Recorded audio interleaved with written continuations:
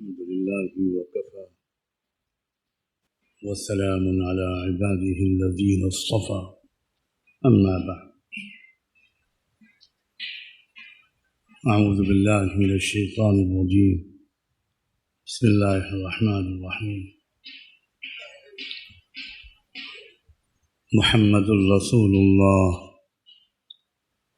والذين معه أشداء على الكفار رحماء بينهم تراهم ركعا سجدا يبتغون من فضل الله ورضوانه سيماهم في وجوههم من أثر السجود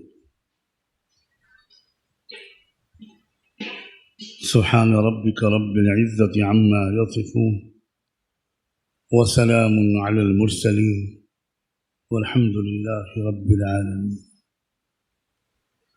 اللهم صل على سيدنا محمد وعلى آل سیدنا محمد وبارک وسلم۔ اس آیت میں جو میں نے ابھی پڑھی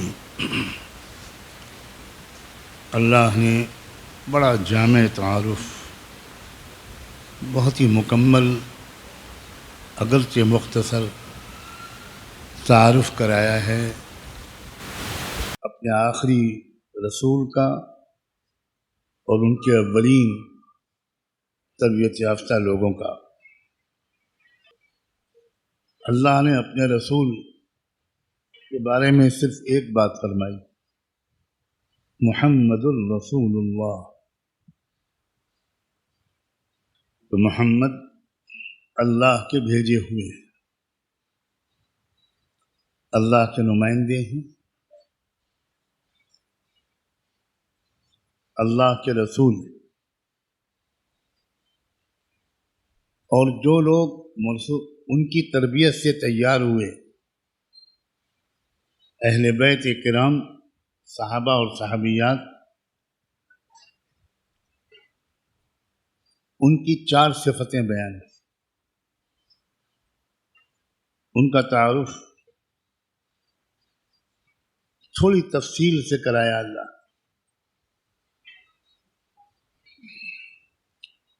پہلی صفت ان کی بیان ہوئی اشداء علی الکفار،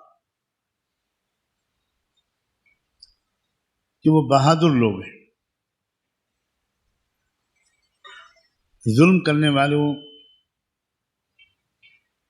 اور حق اور اہل حق کو جھٹلانے والوں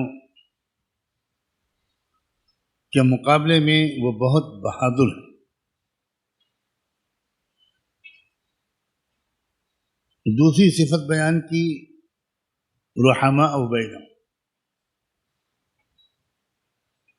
کہ وہ آپس میں ایک دوسرے کے ساتھ بہت ہی مہربان، شفیق، خوش اخلاق، رحم دل ہے۔ ایک اچھا کامیاب انسان وہ ہوتا ہے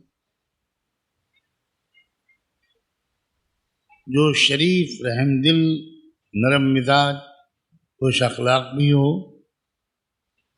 اور مضبوط، بہادر، جری، بے باک بھی ہو۔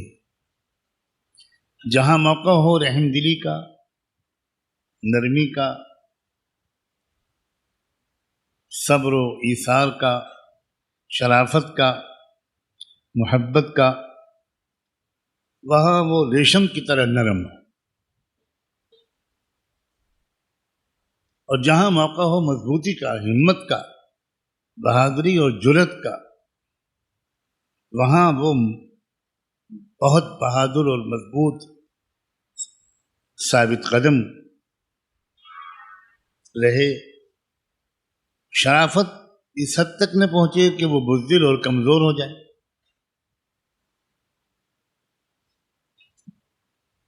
نرمی اس حد تک نہ پہنچے کہ وہ نرم لقمہ اور نوالے تر بن جائے، جو چاہے اس کو نگل لے، جو چاہے اس کو ڈرا دھمکا دے،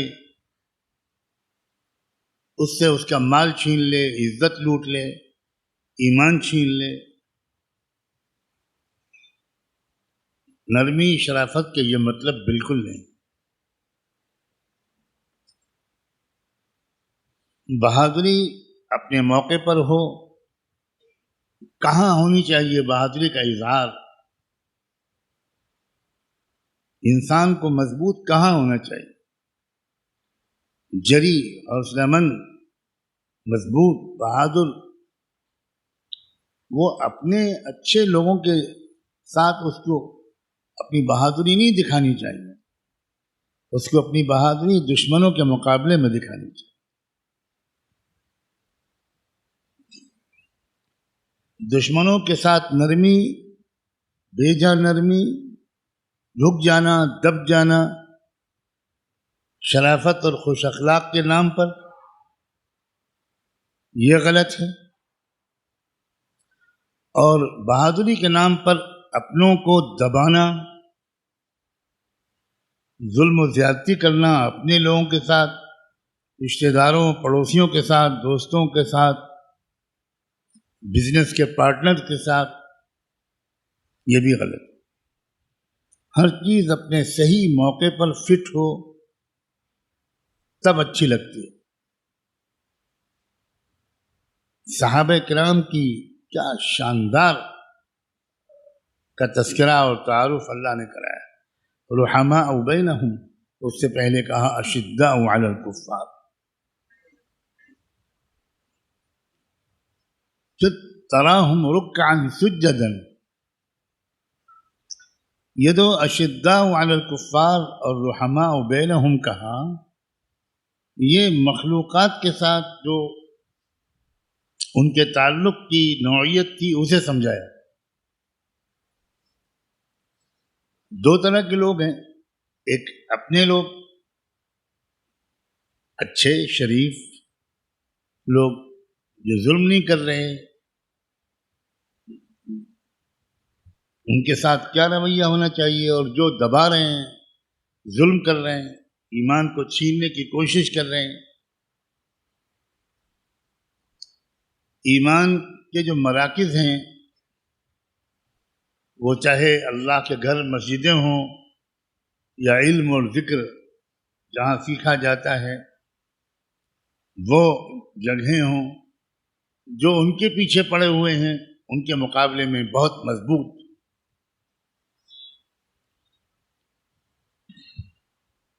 یہ دونوں قسم کے لوگ، وہ چاہے اپنے لوگ ہوں، شریف لوگ، ہم نوا لوگ، یا دشمن ہوں، وہ ہیں مخلوق. تو مخلوق کے ساتھ نوعیت تعلقات کی دو قسموں کی ہونی چاہیے، رحماء بینہم اور اشداء علی الکفار. اب اللہ کے ساتھ تعلق کس طرح کا ہو، خالق و مالک کے ساتھ کس طرح کا تعلق، اس کو بھی اسی آیت نے بیان کر دیا. تراہم رکعا سجدا یبتغون من فضل اللہ. اللہ کے ساتھ ان کے بس تعلق کا تم دیکھنا چاہتے ہو تو تم ان کو دو قسم کے اعمال میں ذرا دیکھو.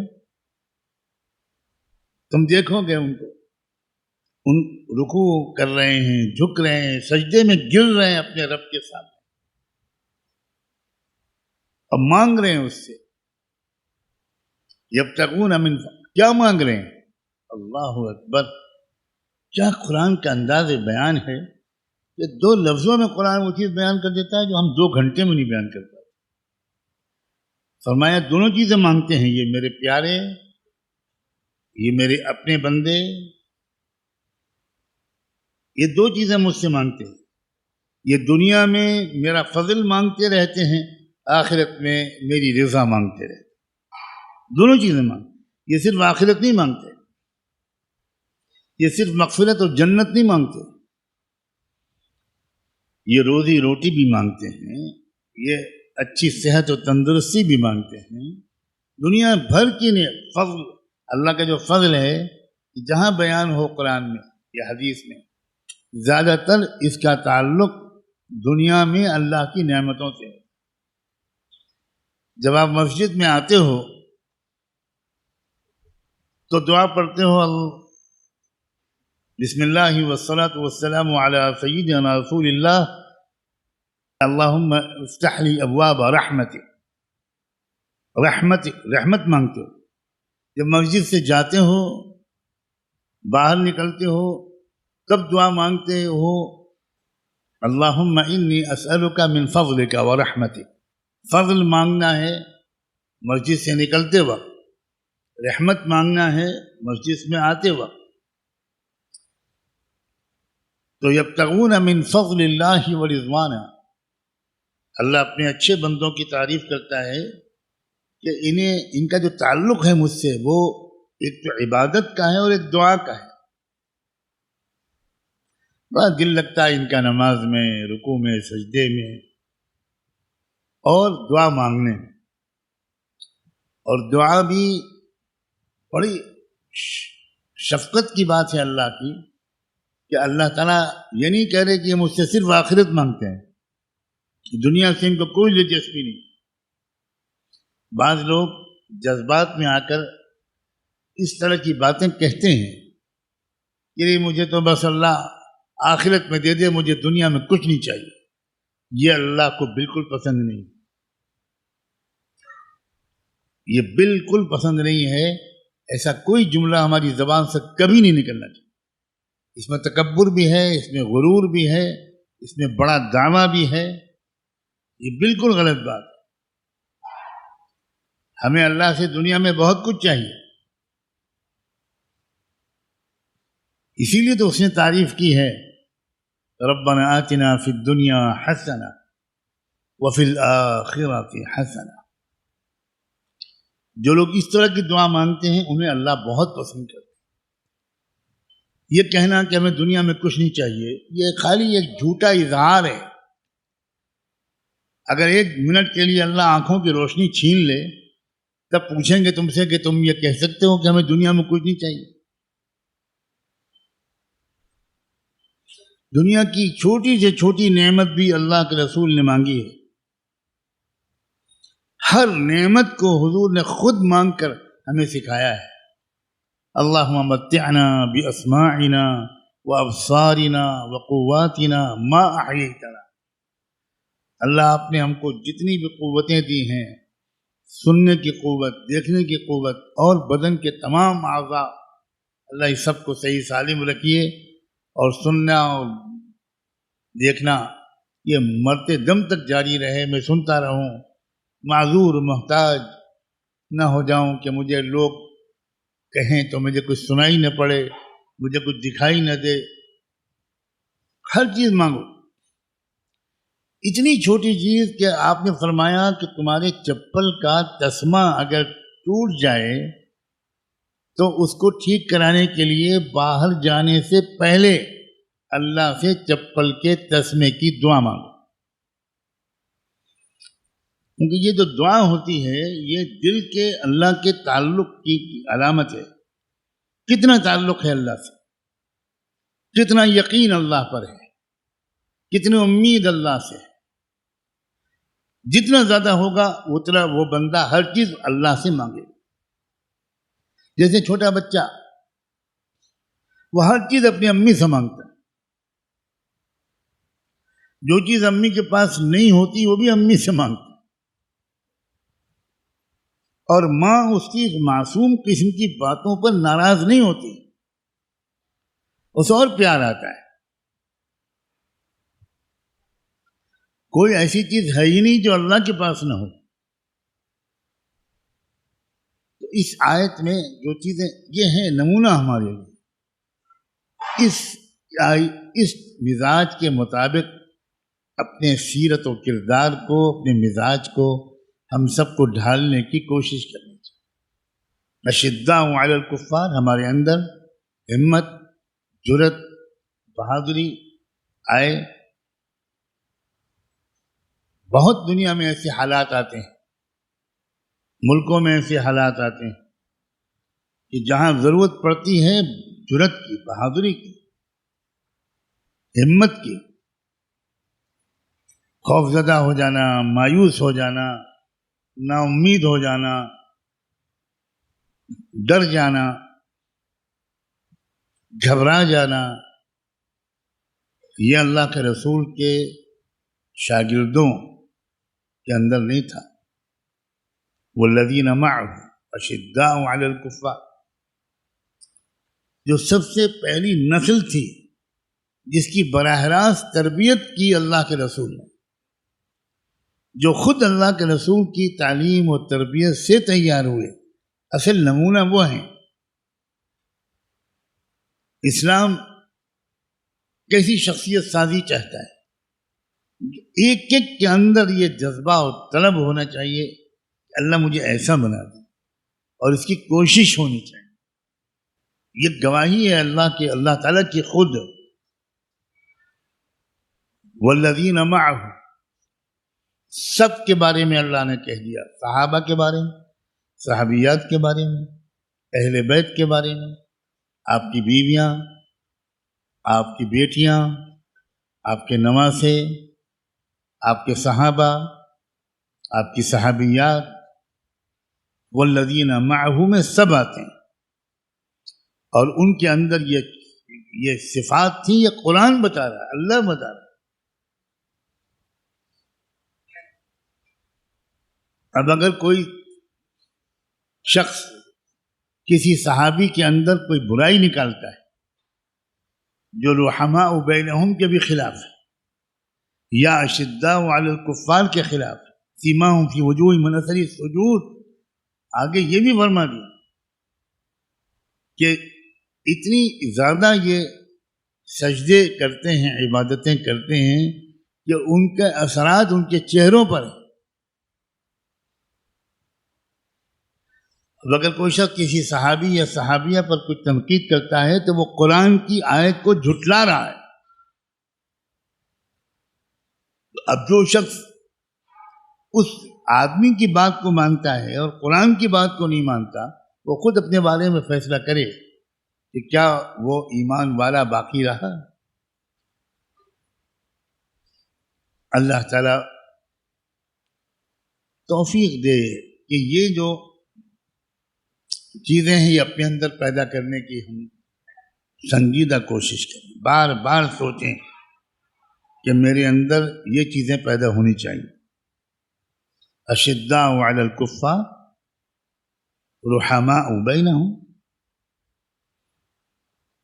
تراہم رکعا سجدا یبتغون من فضل اللہ ورضوانہ.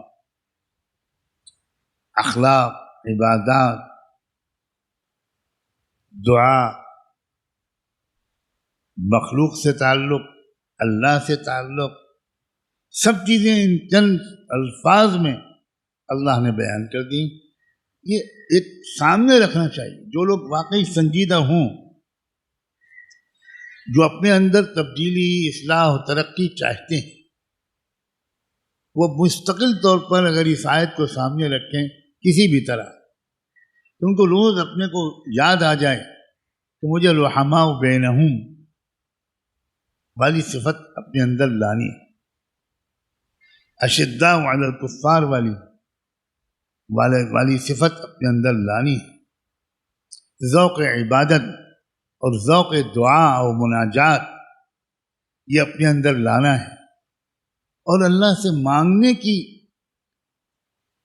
لذت، اللہ سے مانگنے کی سعادت یہ میرے مزاج کا حصہ بن جائے. میں چپکے چپکے خوب اللہ سے مانگوں، چلتے پھرتے مانگوں، تنہائیوں میں مانگوں، وضو کرتے ہوئے مانگوں، آرام کے لیے بستر پر لیٹتے ہوئے مانگوں، پڑھائی کے درمیان مانگوں، تلاوت کے درمیان مانگوں. ایک حال بن جائے میرا اللہ سے مانگنا. کل اسلام کا، ایمان کا اور احسان کا سب کا خلاصہ ہے. یہ سبھی کا خلاصہ ہے. اللہ تعالیٰ شوق نصیب فرمائے، طلب نصیب فرمائے، اور ان چیزوں کو حاصل کرنے کی طرف ان کے حق اور مقام کے مطابق توجہ کرنے کی ہم سب کو توفیق عطا فرمائے.